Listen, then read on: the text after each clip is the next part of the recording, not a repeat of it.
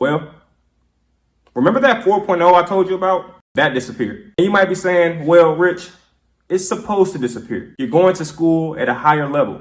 So naturally, you're going to go against higher courses, higher curriculums, and greater difficulties and more expectations. I would accept all of that. But here's the thing. I only got less than an A in classes where the teacher saw my face.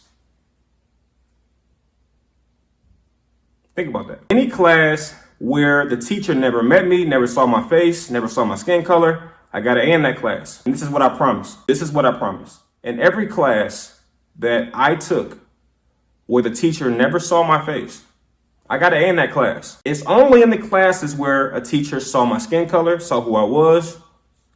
It was only in those classes that I had issues. And by issues, I mean A minus, B plus, just a little bit off that A, just to show that, we've all seen this before, especially if you're African American, being marginalized as if you're not that great. You're just okay.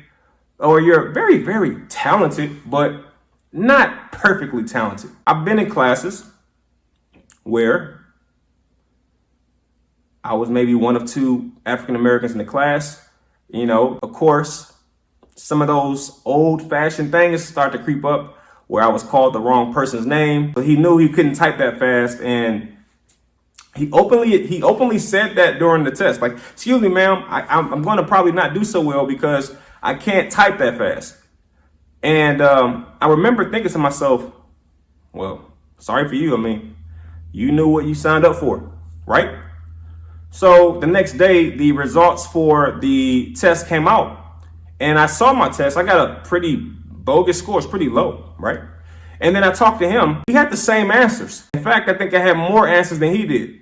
And he still scored higher than me. Of course, he was Caucasian American, to be exact. So what does that say about GCU?